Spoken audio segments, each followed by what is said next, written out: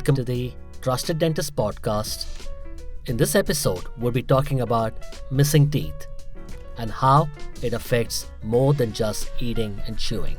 Mariah has joined me to ask all those difficult questions that most patients are afraid to ask of their own dentist, and I'm here to answer them for you.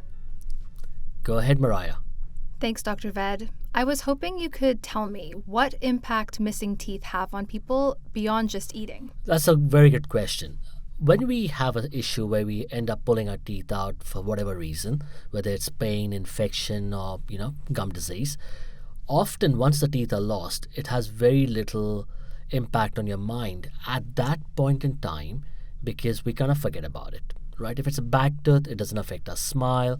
We kind of learn to cope, to chew with the other teeth, and life goes on. Maybe we change our diet. We'd stop eating the hard toast, or going down and chewing down carrots. But that's okay, But if it's the front tooth that's missing, that can have a profound impact on your confidence, the way you, basically function in life, your social and emotional status as well. So missing teeth is not just about chewing and eating, it's about your overall personality and how you function in life with other people. Amazing. So why do you think it is that people delay treatment for so long? Well, no pain, no gain. It's considered as something that people put on the back burner. Often patients who come and see me with multiple missing teeth have usually put themselves last. They're usually in their late 40s or mid 50s kind of age group. They have worked hard all their life, sometimes 2 jobs, taking care of kids' orthodontics or, the family needs before them. And then they are at a point in time where things have gone too far down the track. Because when you have missing teeth, it's not just about that tooth that's missing, it's how it affects all the other teeth in your mouth, along with your chewing, speech, as well as your smile. The teeth start to move, you lose bone around the area, and this problem can accelerate and affect multiple areas of the mouth and the surrounding teeth simultaneously. Over many years, slowly and painlessly, this problem can become 10x of what it was when it started. And often that requires then advanced treatments such as bone grafting, dental implants, or even what we call as full arch dentistry. Wow. And do you think fear has a role in all of this as well? People might be afraid to come and ask for help? Absolutely. You've hit the nail on the head here. Anxiety, dental phobia is a big factor. When we have patients who have not only put the treatment on the back burner, they're also sitting with some innate fears about dentists and dental treatments that they have experienced in their childhood.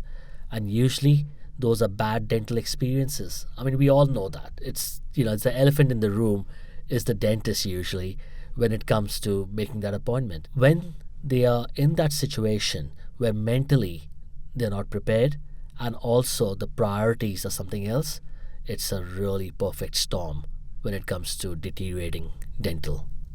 Mm-hmm. And I'd imagine that this would impact somebody emotionally, socially. So what would you say would be some of the changes that people might experience after treatment? Oh, look, I want to tell you a story to answer that question. A patient of mine saw me about 2 years ago where he was a smoker, about 50 cigarettes a day, was only in his early 50s, was working 12-hour shifts, and he was in a situation where the teeth were falling out because of advanced gum disease, as well as dental decay and pain and infection everywhere. So when he first saw me 2 years ago, obviously the treatments were quite extensive. He had anxiety around the treatment, phobia as well from childhood. Plus, obviously the treatments were quite expensive to start with. We're talking about dental implants here. So he was already wearing a denture that had broken a few times. He had repaired them on and off. But then when he saw me first time, we developed a relationship. I gave him his options. He went away. Obviously, he was sitting on it till it came to a point where he could not eat properly. He was falling sick every day. The infection was spreading into other parts of the jaw. And then he finally made this decision to go ahead with what we call as dental implants or all on X, like full set of teeth in the upper and lower jaw on 4 to 6 implants. His treatment was done under general anesthetic so that he didn't have to think about dental. That took care of the anxiety side of things. We made sure he had enough pain control after. And now he walks around with a brand new set of teeth. Wow. He is so happy with it. He's quit smoking. He comes to me and says that he saves almost $300-400 a week now, just not spending on smoking. And not to mention how healthy he feels and the time he's spending with his wife and kids. His quality of life is something else. Now, this story is not just for this podcast. It's a real story of one of my patients who's then given us a 5-star Google review. And there are many stories like this with other dentists as well who do the right thing by their patients. So there are life-changing treatments that we can do that can help people move on in life and also change it for the better. That's amazing.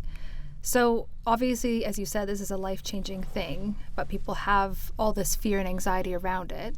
You did kind of give an example about how you help people overcome this, but can you share a little bit more about how you are helping people overcome that fear? Look, in our practice, we do what we call a sleep dentistry, which is more appropriately called a sleep dentistry. So when patients come in, first part of the treatment is to develop a relationship and a trust. We develop a connection with them. We're not just treating teeth and gums, we're treating human life. We're treating people who have emotions, who have anxiety, who have real mental barriers to overcoming their dental problems. Once we develop that connection, over time, we would like to build a relationship with this patient. So there's some trust established. The recommendations we give are only what we would give our own family, which puts us in a really good ethical space. We provide all options to our patients, like dentistry was free. Unfortunately, it's not.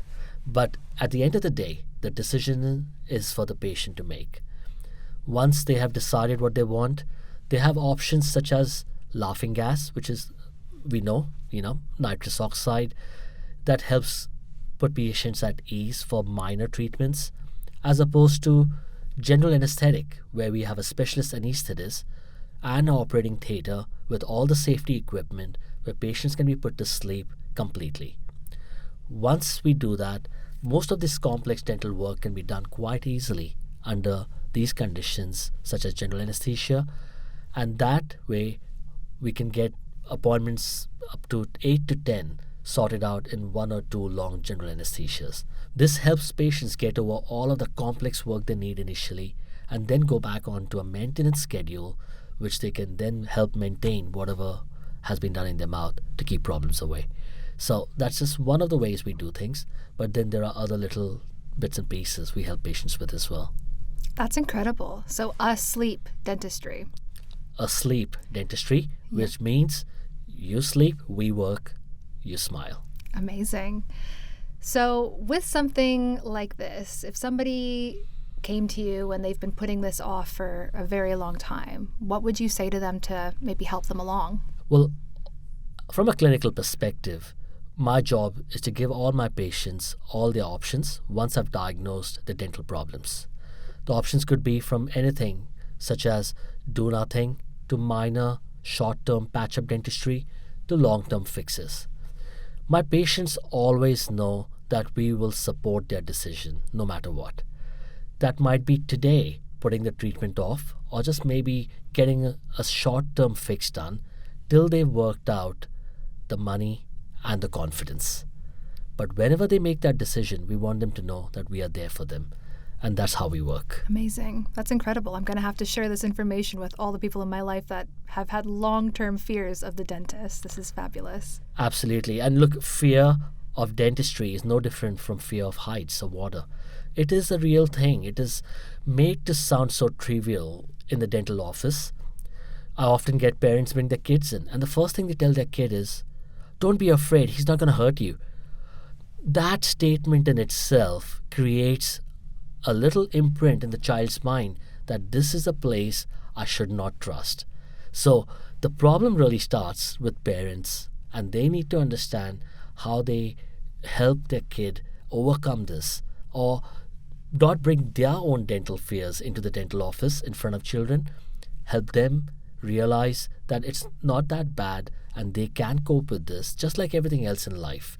And once they get into that mindset, we keep the problems small and we keep them away for a long period of time. Amazing. Thank you so much, Dr. Vet. I think that's all the questions I had for this topic. Thank you, Mariah, for asking all the hard ones. If you're on a journey to improving your smile, take your time and ask the right questions. And always seek understanding before making a decision, because the best decisions are informed ones. If this episode has helped you in any way, share it with someone who might need it. This podcast is for entertainment purposes only and should not be taken as medical advice. Before making any treatment decisions, please seek independent medical advice.